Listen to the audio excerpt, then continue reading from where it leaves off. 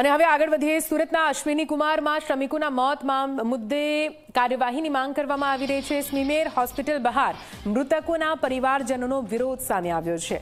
આપને જણાવી દઈએ, અશ્વિની કુમારમાં શ્રમિકોનો મોતનો મામલો સામે આવ્યો હતો। જો કે હાલ તો મૃતકોના પરિવારજનો સતત વિરોધ કરી રહ્યા છે। પોલીસ ફરિયાદમાં કંપનીના માલિકનું નામ ન હોવાનો ઉલ્લેખ કરવામાં આવ્યો છે।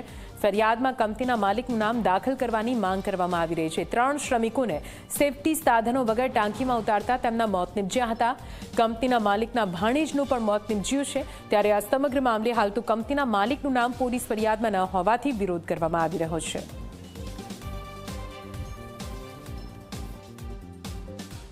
સુરત શહેરના અશ્વિની કુમારમાં શ્રમિક મોત મામલે પરિવારનો વિરોધ બીજા દિવસે પણ યથાવત જોવા મળી રહ્યો છે। દ્રશ્ય જોઈ શકાય છે, સિમેર હોસ્પિટલના છે, મોટી સંખ્યામાં પરિવારના લોકો છે અને સમાજના આગેવાનો છે। કઈ રીતના તેમની મુખ્ય માંગો છે, સીધા તેમની જોડેથી જાણીશું। જણાવજો, બીજા દિવસે પણ વિરોધ છે અને કઈ રીતના માંગો છે તમારી?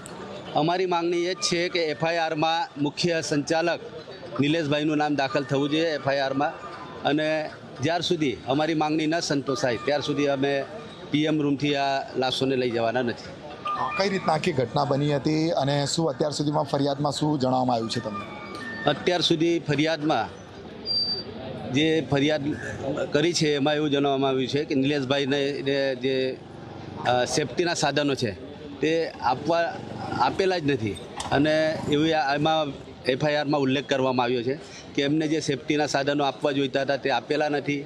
તેના કારણે ગુગળામણથી આ મોત થઈ છે, અને તેના માટે સંપૂર્ણ નિલેશભાઈ અને તેની જે કંપની છે તે જવાબદાર છે।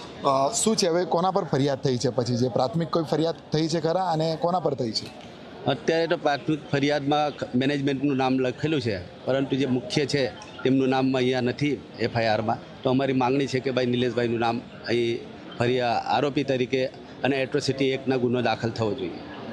શું આખી ઘટના બની હતી, કેટલાના મોત નિપજ્યા હતા અને કઈ રીતે વિરોધ યથાવત રહેશે? ગઈકાલે જે જેવલર્સની કંપની છે રતિ જેવલર્સ, તેમાં આ 3 લોકો અમારા જે કામદાર છે તે ત્યાં કામ માટે ગયા હતા, અને તે સમયે તે જ કંપનીના એમના ભાણેજ પણ તેમની સાથે હતા, અને તેમનું પણ મૃત્યુ થયું છે। અને 3 લોકો જે ત્યાં જે ટાંકીની સાફ સફાઈ કરવા ગયા હતા ને જે ઝેરી તે પ્રવાહ હોય છે તેના માટે જે સેફટી આપવી જોઈએ સરકારે કે ત્યાંના જે સંચાલક મંડળીએ, તે આપવામાં આવી નથી। તેના માટે તાત્કાલિક એ લોકોને ત્યાં મૃત્યુ થયું છે, અને તેનો સંપૂર્ણ જવાબદારી એ કંપનીની છે। બિલકુલ, જે કંપનીના માલિક પર ફરિયાદની દાખલ કરવાની વાત થઈ રહી છે, કઈ રીતના હવે આખો તમારો વિરોધ છે, અને જો ફરિયાદ નહીં થાય તો આગામી કઈ રીતના વિરોધ રહેશે?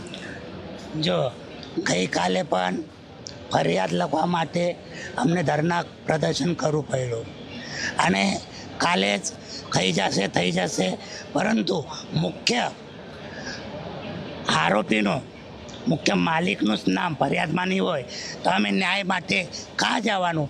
અત્યારે અમને કે અહીંયાથી પટાઈ નાખો, આવું જ ચાલે તો આ શ્રમિક મૃતકના પરિવાર જાશે કાં? એ બી તો મેં સમગ્ર આંબેડકરી સમાજ વતી મેં સરકારને વિનંતી કરું કે ફરિયાદમાં એટ્રોસિટી એક્ટ મુજબ એમને સહાય મળવું જોઈએ, અને એને પેલી ફરિયાદમાં એનો ઉલ્લેખ થવો જોઈએ, અને મુખ્ય આરોપી છે એનો પણ ઉલ્લેખ થવો જોઈએ।